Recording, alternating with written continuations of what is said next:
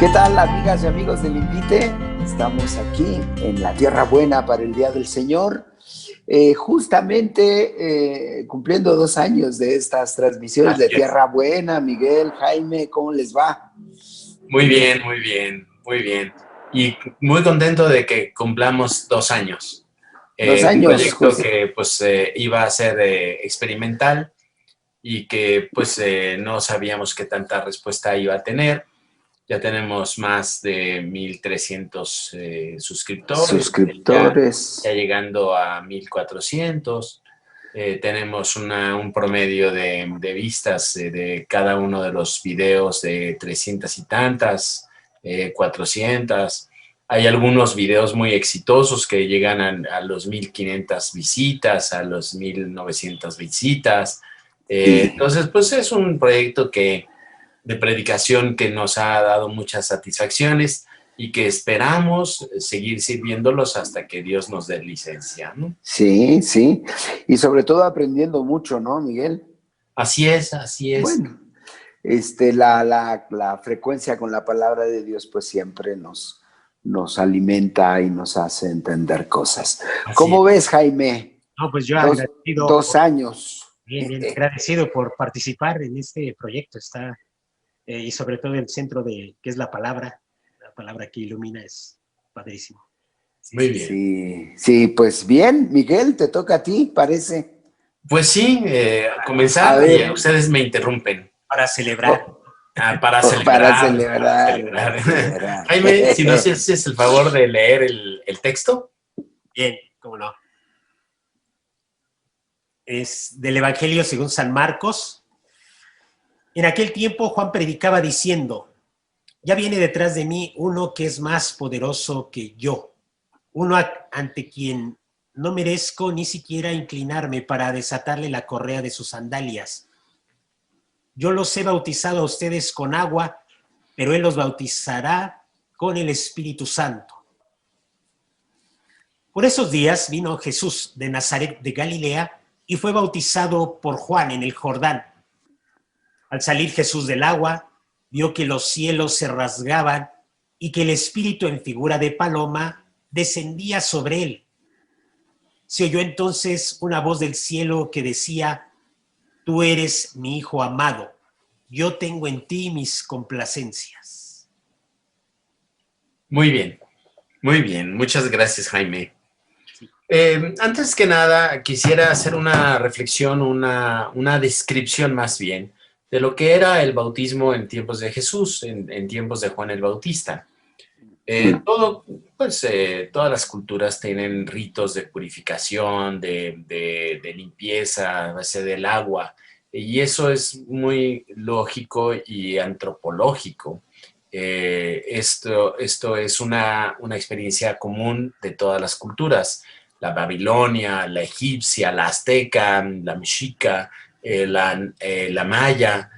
Utilizan siempre el agua como un elemento de purificación. Pero en tiempos de Jesús, hacía algunos años, el bautismo, la inmersión, esto significa bautismo, inmersión, es como sumergir en un líquido algo, el propio cuerpo, bueno, cuando estoy dando las pláticas prebautismales, les digo que cuando uno baña la concha en el chocolate, uno la está bautizando. Esto significa inmersión. Esto significa bautismo, sumergir algo, un objeto en un líquido. Y entonces, la verdad es que me ha gustado mucho explorar los antecedentes del bautismo, y tenemos como antecedente fundamental el pueblo de Israel, que es un pueblo en el que se practicaba el bautismo como en 2 aspectos: un aspecto de cambio, y un aspecto de iniciación. La circuncisión no se aplicaba para los adultos. ¿Por qué? Pues era un rito sangriento, doloroso para los adultos, y a las mujeres, cuando se convertían al pueblo judío, se les bautizaba también. Entonces, la circuncisión para los niños era la manera de entrada a la alianza de Israel, a la alianza de Dios, a la ley de Moisés, pero el rito ordinario para un adulto que se convertía a la fe de Israel era el bautismo. Un sacerdote del templo, un rabino judío, bautizaban a alguien, un prosélito. Los prosélitos eran los que se preparaban para ser judíos, bautizaban a un prosélito y con eso daban de entender la entrada al pueblo judío. El otro aspecto que tenían en la antigüedad era un aspecto de cambio, un cambio que podía ser de muchas formas, un cambio hasta superficial, cuando una persona quería cambiar su modo de vivir, por ejemplo, su profesión. Se sometía a un bautismo con toda la gente del pueblo, contrataba a un levita, a un fariseo, a un sacerdote, siempre algo mayor que uno. No era posible contratar a una persona menor de categoría, sino algún mayor, una persona ascendente que lo bautizara, y por eso quedaba muerta la persona. El agua funciona como una tumba, muerta la persona que entraba en el agua y surgía algo nuevo, surgía una persona nueva. Y entonces, pues de carpintero a constructor, o de campesino a carpintero, o herrero, pues no hacían una distribución de tarjetitas ni flyers como nosotros lo hacemos, porque no había la forma, sino que la forma de expresión al pueblo, que ya se cambiaba o se inauguraba un estilo de vida, era el bautismo. Esto es muy interesante porque vamos comprendiendo la novedad del bautismo de Juan. El bautismo de Juan lo proclamaba no como un cambio, no como una iniciación, sino una conversión. Juan bautizaba en el símbolo, esto es muy importante la palabra, es un símbolo para Juan de conversión.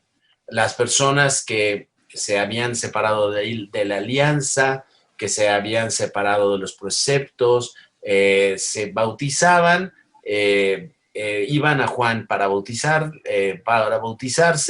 Juan los bautizaba como un símbolo de conversión.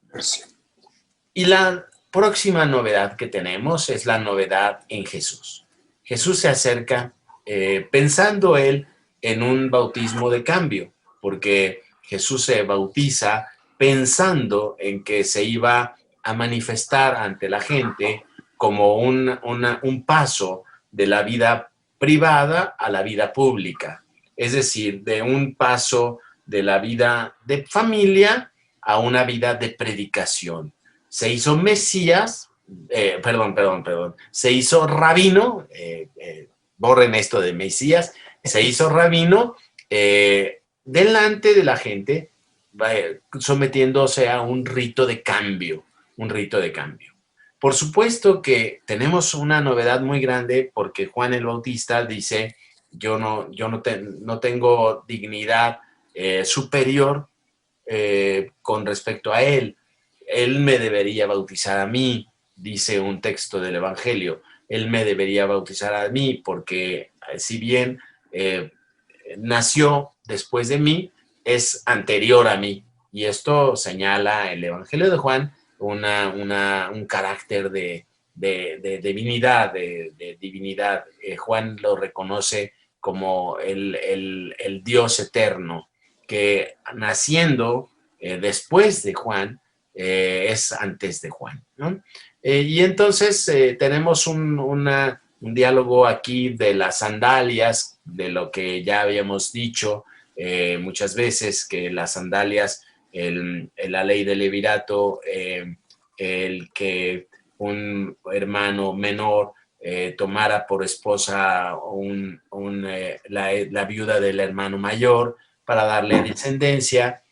Cuando pues una persona quería ser esposo de ella, él desataba las correas de las sandalias en la sinagoga en un rito formal para decir con esto que el que le toca por derecho queda excluido, está exento de este deber de casarse con la viuda, y entonces el otro se casa con la viuda, ¿no? Dicho de una forma rápida, porque ya lo explicamos muchas veces. Pero en el hecho de Juan, la frase de Juan, yo no soy digno de desatar las correas de sus sandalias, representa que Jesús es el verdadero esposo de la novia que es el pueblo de Israel. Y ahora la novia nueva que es la iglesia. No tiene ninguna dignidad, no tiene ningún derecho de quitarle la novia a la persona que por derecho es el esposo, ¿no? Y entonces se genera una novedad. Jesús se bautiza, entrando en el agua, muere la persona privada y sale como una persona pública, como un rabino que se va a dedicar a la itineranza, a la predicación del Evangelio, de las Escrituras, y entonces hay una novedad, otra novedad, ¿no? En el aspecto de que después de que salió, nos dice el Evangelio de Marcos, y lo atestiguan muchos evangelios, bueno, todos los evangelios, saliendo del agua se oyó una voz del Padre que decía: este es mi Hijo amado, descendió el Espíritu Santo, y entonces esto produjo como una novedad, ¿no? Y a partir de allí entendemos que el bautismo cristiano, en la incorporación a Cristo, es un rito que para nosotros representa toda una culminación de una conversión, una entrada a la persona de Cristo, y en Cristo nosotros somos definidos por el Padre como sus hijos. Hijos no por derecho propio, sino por adopción. Es decir, cuando una persona se casa con una novia, el suegro le dice: pues eres mi hijo, porque te casaste con mi hija, ¿no? En ese sentido, podemos descubrir aquí un ambiente de matrimonio, un ambiente de relación íntima.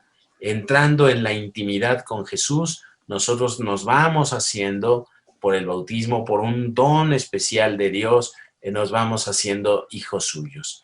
Bueno, en el bautismo somos definidos como hijos suyos por adopción, y nosotros tendremos que aprender a lo largo de la vida las características propias de ser familia de Dios. Así como las familias educan a sus hijos para que tengan los mismos comportamientos del padre, de la madre, del abuelo, de la abuela, así como una extensión de la vida, son las cualidades de la vida, las características de la vida. Nosotros pues nos parecemos a nuestros papás, no solo físicamente, sino emocionalmente, personalmente, intelectualmente. Adoptamos muchas características de nuestros papás, así tenemos que ir aprendiendo a adoptar características de Dios. Y entonces el bautismo es el punto de arranque, para nosotros el punto del señalamiento de que tú eres mi hijo, y para la eternidad, porque la filiación es eterna, no es de contentillo, no es de ratitos, la filiación no es una cosa que que tenga, dependa del comportamiento de la persona, sino la filiación es eterna. En esto consiste la nueva alianza pactada en la sangre de Jesús, en la sangre de Cristo. Esta nueva y eterna alianza que para nosotros no es la dependencia de nuestra moralidad para saber si somos amigos o no amigos de Dios, si estamos ligados a Dios o no ligados a Dios. Es mentira que nuestros pecados nos separan de Dios. Para los cristianos, la relación con Dios se basa en una eternidad de filiación. Esto es lo que va señalándonos el bautismo, y esta filiación la explotamos, la gozamos o la rechazamos, pero no depende de nada más que de la sangre de Cristo. No depende de nuestra moralidad. Y entonces nosotros pues vamos gozando, aprendiendo, avanzando, cayéndonos, tropezándonos, pero la filiación es eterna. Seremos hijos de Dios hasta la eternidad. Hasta la eternidad. Bien, ¿cómo ven ustedes? ¿Cómo ven ustedes? Pues está muy interesante. Jaime, sí. Una inquietud aquí, esta es una inquietud. Échale. Comparto algún mensaje.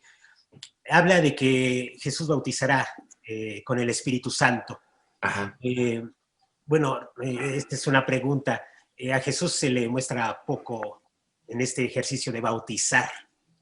Creo que solo el Evangelio de Juan habla de que estaba bautizando al otro lado.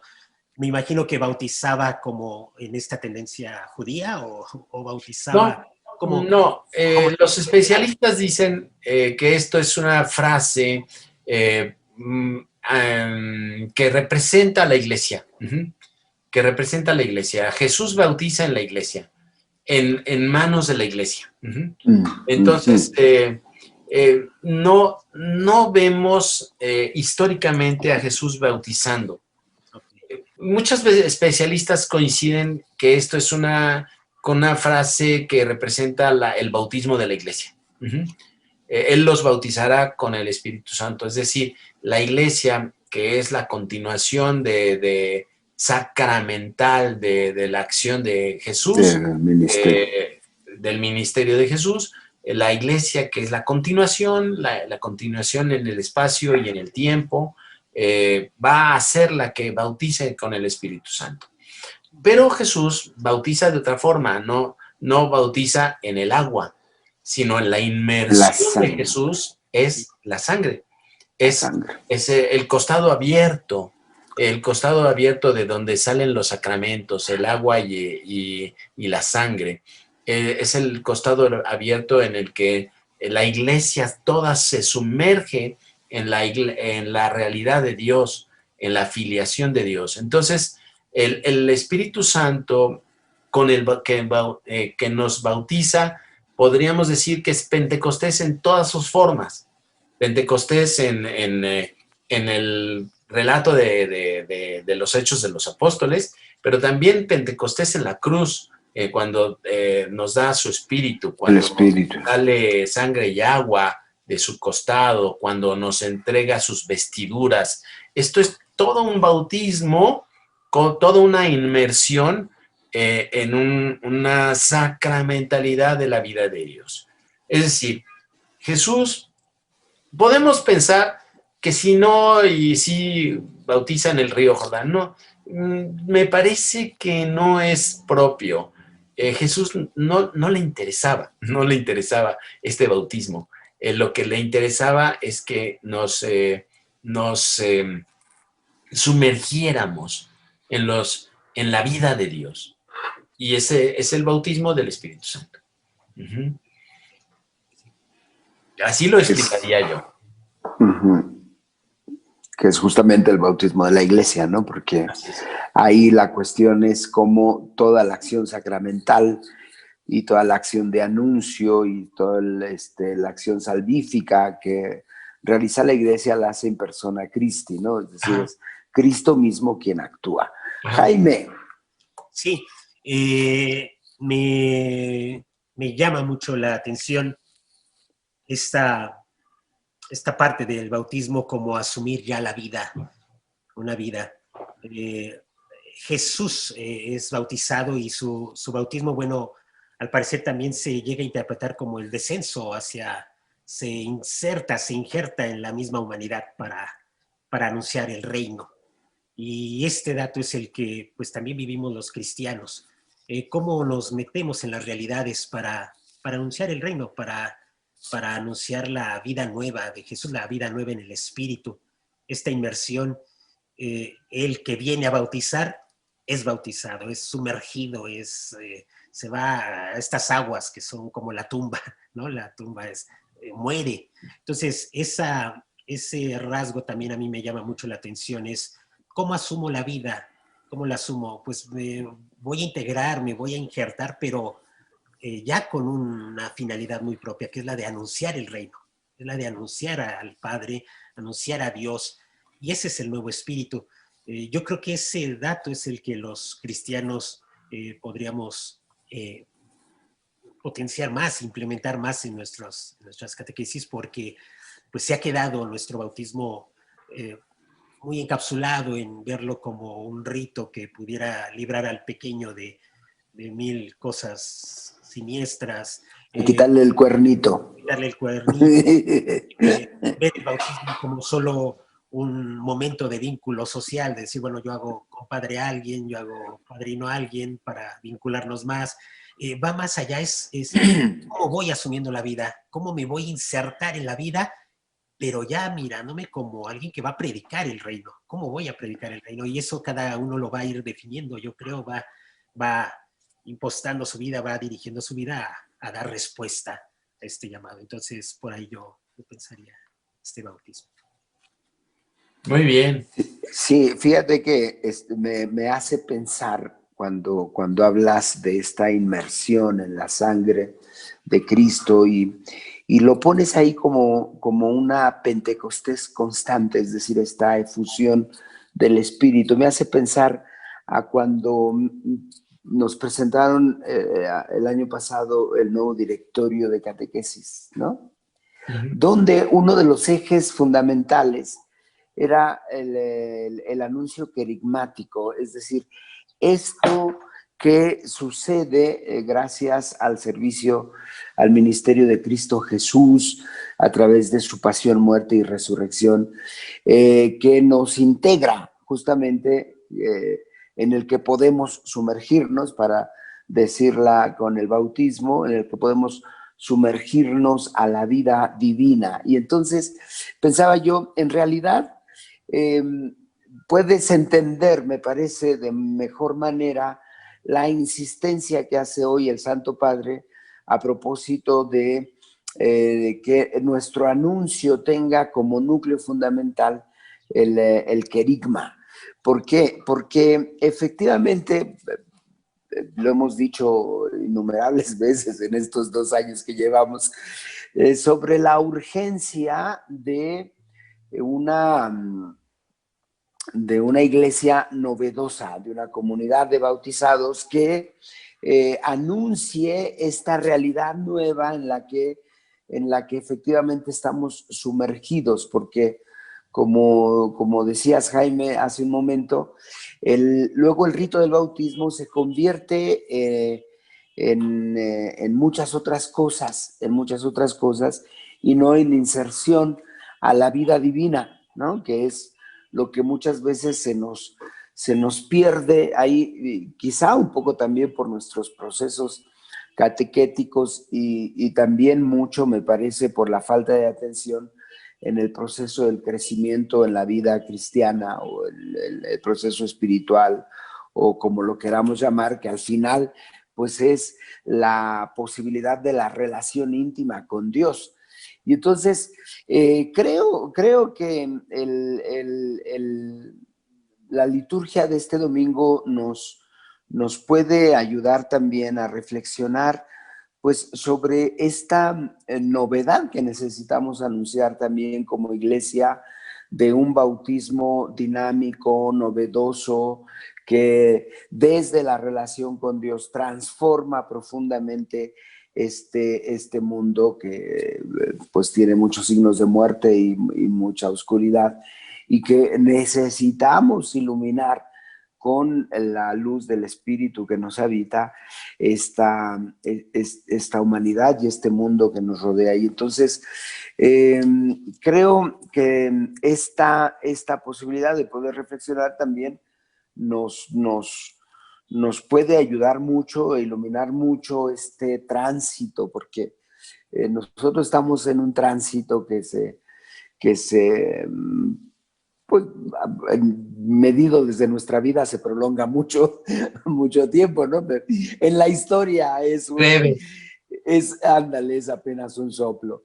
Pero vamos viendo, porque nos ha tocado vivir también y asistir a la fatiga de una transformación de la iglesia. Y creo que el punto fundamental es poder ir entendiendo de mejor manera el bautismo. Y pensaba que esos movimientos que nacieron en el posconcilio, como los neocatecumenales o la renovación carismática católica, que puntan sobre o se fundan justamente en esta revitalización de la experiencia de estar sumergidos en la divinidad desde el bautismo, la efusión del Espíritu que privilegia la renovación carismática, pero que conlleva esta necesidad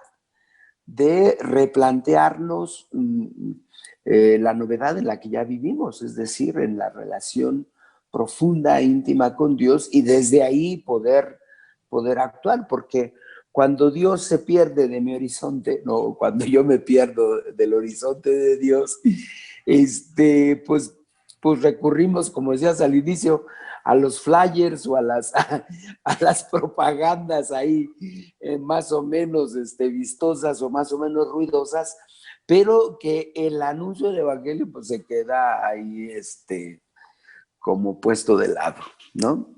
Uh-huh. Pues eso, Michele, ¿cómo ves? Bueno, yo pienso que este punto de arranque, porque el bautismo del Señor es un punto de arranque, es un punto final al tiempo de Navidad, y también es un punto de arranque para el nuevo tiempo ordinario. Donde vamos a ir pues acompañando a Jesús, pero en esta perspectiva, en esta actitud del noviazgo que ya Juan el Bautista nos apunta. Tenemos que entrar a la relación de Jesús con Jesús como el novio que se acerca a la novia, como el novio que está seduciendo a la novia, que le está hablando para que la novia se vaya con él a vivir. Y la novia va a tener fecundidad a partir de la intimidad con el novio. Entonces, yo entiendo todo esto que dices, Victoriano, y lo que dice Jaime de la entrada, del sumergirnos, de la fecundidad del reino de Dios, de la nueva fecundidad de la iglesia. La entiendo como una consecuencia directa de la intimidad con Jesús. Y por eso le damos tanto vuelo a la hilacha, ¿no? Tanto vuelo a la hilacha en este segmento del Tierra Buena, porque el acompañamiento y dejarse enamorar por Jesús es a partir de su palabra. El novio va a enamorar a la novia con gestos, pero fundamentalmente con su palabra. Con su palabra le va a decir qué quiere hacer con ella, formar una familia, tener muchos hijos, irse a vivir en algún sitio, va a tener un empleo, va a ser fecundo y ya luego van a tener a los nietos alrededor de su mesa. El novio va convenciendo a la novia. Y yo les digo, para mí el tiempo de ordinario es dejar que el novio me hable y me convenza, ¿no? No es un convencimiento a fuerza, ¿no? No es un convencimiento de violencia, sino una seducción. Es enamorarte. Sí, me hace recurrir a las palabras de Jeremías: me sedujiste y me dejé Me dejé seducir. Y entonces, pues yo creo que con esto, pues vamos abriendo, no cerrando, sino vamos abriendo a lo que sigue, ¿no?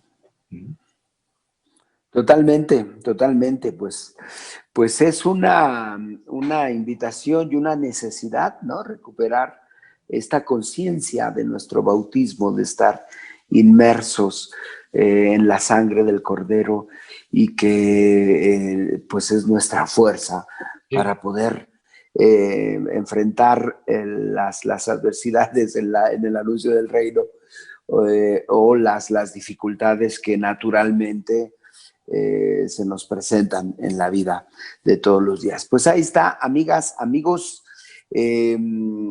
este planteamiento, este inicio, esta apertura, como nos dice Miguel, para poder vivir, pues entrar en este tiempo ordinario que nos ayuda a que Jesús nos hable al oído y nos enamore para el reino, ¿no? Máxime que estamos entrando en un evangelio, el de Marcos, un evangelio muy catequético. Sí. Muy catequético. Entonces vamos a tener como bloques catequéticos. Va a ser un año fabuloso. Sí, sí, y tendremos también o algunas secciones del Evangelio de Juan, ¿no? Sí, porque el Evangelio de Marcos ciclo B. El Evangelio más corto, entonces se rellena con el Evangelio de Juan. Pues ahí está. Pues bien, amigas, amigos, felicitémonos por este camino que hemos ido haciendo. Felicidades, Miguel, felicidades, Jaime, por estos 2 años de encuentro semanal, ¿no? Para dejarnos impactar por la palabra de Jesús, que es palabra de vida eterna. Pues denle like, compartan, ya saben que es importante darle like para que más personas puedan ver estas reflexiones. Pues nos despedimos, Miguel. Muy bien. Jaime. Bendiciones. Bendiciones a todos.